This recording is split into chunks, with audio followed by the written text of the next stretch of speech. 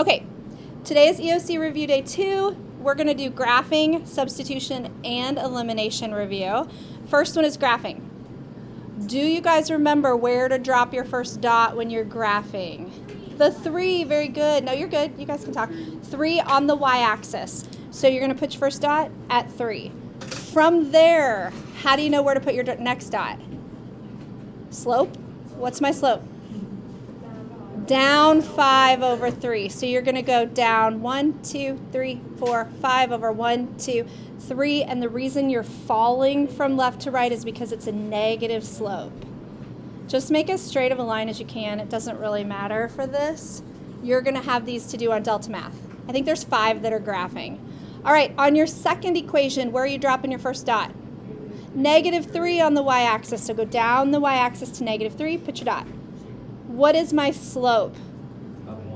Up 1 over 3, and that right there is where they intersect. All right, so you're going to draw your line through it.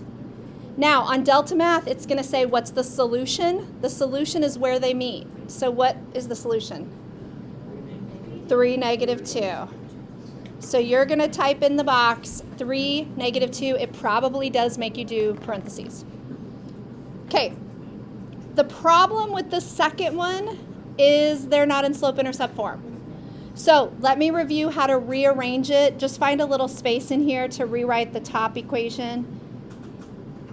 And then we'll find a spot off to the side to rearrange the bottom equation. So you need to get y by itself.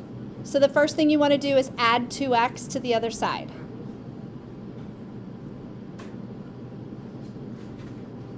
All right, you have -y equals 2x plus 1. This is not rearranged if the y is negative. You have a negative hidden invisible 1 that you're going to need to divide by. So go ahead and divide by -1 on both sides. And when you divide by -1 over here, you have to do that little heart trick where you divide each term by -1. So 2x divided by -1 is -2x. And 1 divided by -1 is -1. So let's go ahead and graph this. Where are you going to drop your first dot? -1. What is the slope? -2. So you're going to go down 2 over 1. Down 2 over 1. And you can go back up 2 over 1 the other direction just to get a bunch of dots on there. Okay. All right, find some space to rearrange the bottom equation. So I'm going to take this bottom equation and just rewrite it off to the side. So -6x equals 3y plus 3. All right, we need to get y by itself. So actually, I'm going to keep y on this side, and I'm going to move stuff away from it. So it's going to be backwards, but it's okay. So let's keep y over here, and let's get rid of the plus 3 first. Okay. So I know it's going to be backwards because y is going to be on the wrong side, but it doesn't matter. All right, last step. Y is almost by itself, but it's got a 3 multiplied by it, so we're going to divide by 3 on both sides. Remember, you have to do that little heart trick. If you're dividing 2 terms by 1 term, they each get divided. So -6x divided by 3 is -2x. And -3 divided by +3 is -1. Okay. I'm glad we're reviewing this. This is good. So it's the same line, isn't it? Your first dot is at -1, down 2 over 1. Do you guys remember what the solution is to this? What is it called? Thomas, what's it called? Infinite, because it meets here and here and here and here and here and here and here and everywhere. So it meets in all the places. So this answer is infinitely many solutions. By the way, I didn't give you a graphing example of this, but if I did, if there was a line like with the same slope next to it, what would that solution have been? No solution. Very good. So if they're the same slope but different y-intercepts, that would be no solution. All right, any questions over graphing? All right, substitution. Here's where our PLP lost some of you. Substitution. In order to substitute, one of your x or y's has to be completely by itself. So which one is our best bet? Which one is close to being by itself? This top y. So the only way to get y by itself is to get rid of this -5x by adding it over to the other side. So I'm going to get rid of a minus 5x by adding it. I hope that since I didn't show my work, you guys are not lost there. All I did was added 5x to the other side. Now, one of my variables is completely by itself. Okay, here's the part everyone needs to watch. If y is negative 3 plus 5x, then I'm going to grab negative 3 plus 5x and substitute it in for y. The reason I'm substituting it right in here for y is because it says that's what y is. Y is this, so instead of y, I want you to see this whole thing. So I'm going to rewrite the bottom equation, but instead of y, I'm going to write parentheses negative 3 plus 5x. So 3x minus 8 parentheses negative 3 plus 5x equals 24. So I substituted what y is for y. Okay, and all I'm going to do is solve this. You guys a couple days ago did much harder equations than this. So, or was that yesterday? Yesterday. All right, so bring down 3x. Distribute negative 8. Negative 8 times negative 3 is positive 24. Negative 8 times 5x is minus 40x. If I'm doing this wrong, by the way, please tell me. I'm doing this in my head. All right, I would go ahead and combine like terms next. So we've got a 3x and a minus 40x, which is negative, that's right, negative 37x. Very good. Plus 24 equals 24. Okay, I can kind of see what's happening here. You're going to minus 24, which gives you 0 on the right, which is fine. All right. Last step would be to divide by negative 37, but we know that 0 divided by anything is what? 0. So my x is going to equal 0. That is not the answer. That is what your x coordinate is. Like up here, we had an x coordinate where they meet, and we need a y. So we have our x coordinate, but we don't have the y yet. So I would go up and plug it into x here. It doesn't matter which equation you use, but I like to find the shortest one, the easiest one that goes fastest. So if I plug in 0 for this x, what's 5 times 0? 0 plus negative 3? Negative 3. So y equals negative 3. I didn't show my work on that either, but here's what I did. Y equals negative 3 plus 5x. We know that x is 0.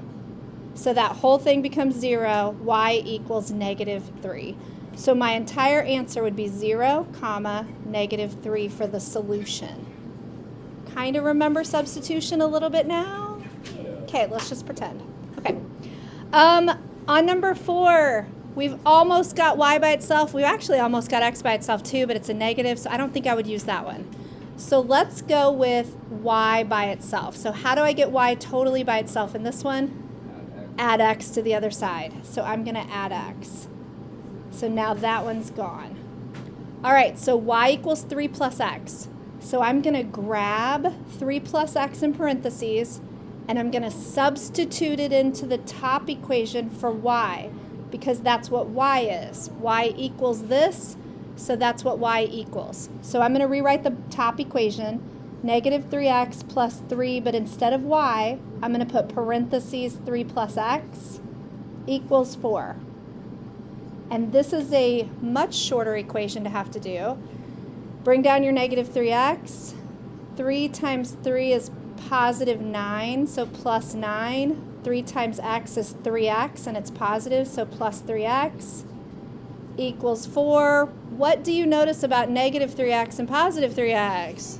They cancel out. That would be 0. So all I've got left is 9 equals 4. Let's think about that. Does 9 equal 4? No, it does not. So what type of an answer is that? No solution. So if I had rearranged these and graphed it, it would be 2 parallel lines that never meet. So no solution. If these had been if it had been a true statement like 0 equals 0, it would have been infinitely many solutions because that's true. Okay, good on substitution? All right, let's review elimination. Elimination is when 2 of the variables eliminate just by adding or subtracting the whole sets of both equations.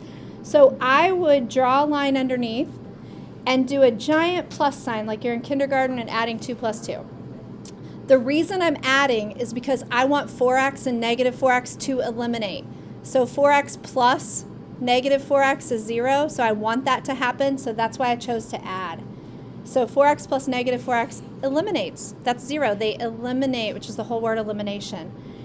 If you're adding, you have to also add these two, and you have to also add these two. So what's 8y plus 2y? 10y. What is 20 plus negative 30? Negative 10. Divide both sides by 10.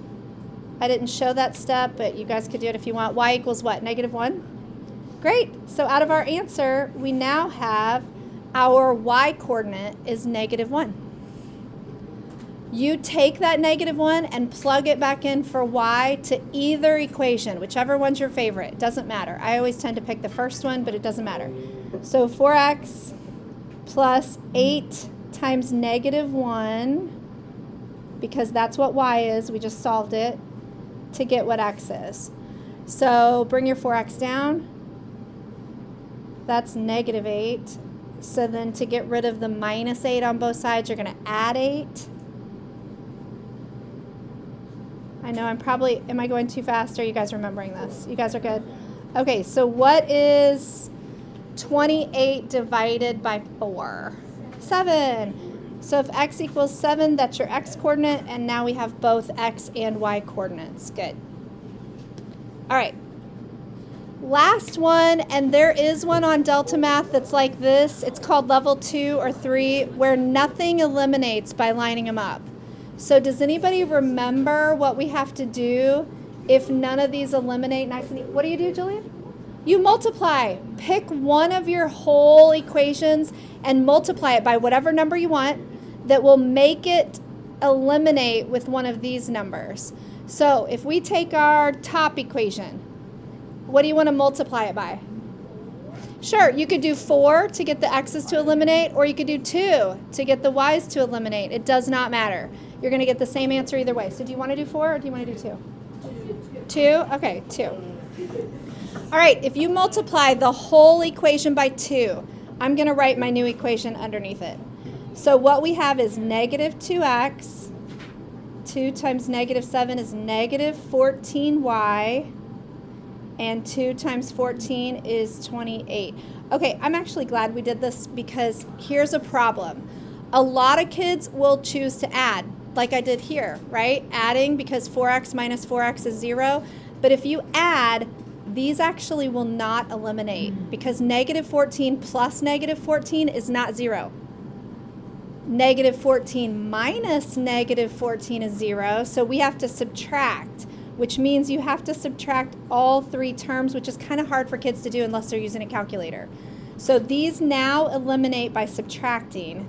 But do you guys know what negative 4 minus negative 2 is? It's negative 2. So you might use your calculator on that. I'm not very good at that in my head. So it's like saying negative 4 plus 2 because minus minus turns into plus. Okay, 28 minus 28 is 0, so that's going to be easy. 0 divided by anything is going to be what? So x is going to be 0. You can go ahead and show your work if you want. I'm sorry I didn't. I divided both sides by negative 2, but 0 divided by anything is 0. So x is 0. Now let's get our y coordinate. If x is 0, plug it back in for x anywhere you want. So if I take the top equation, is there such thing as negative 0? No, so I'm just going to put 0. Actually, I'm just going to get rid of it. So all you have left is negative 7y equals 14. Negative 7y equals 14. So you guys can divide both sides by negative 7, and what will y equal? Negative 2. Okay, so some of them on DeltaMath are a little bit tricky where you have to multiply one or both equations to be able to get them to eliminate. But I have given you the whole back of this worksheet, which means guess how many problems there are today? Well, this is a little bit of a lie. There's 6 that you have to work out like these for. But there's a few that are graphs that are not on the back of this because you don't need to work out those. Okay, I'm going to open your DeltaMath and let you guys get started. Yeah.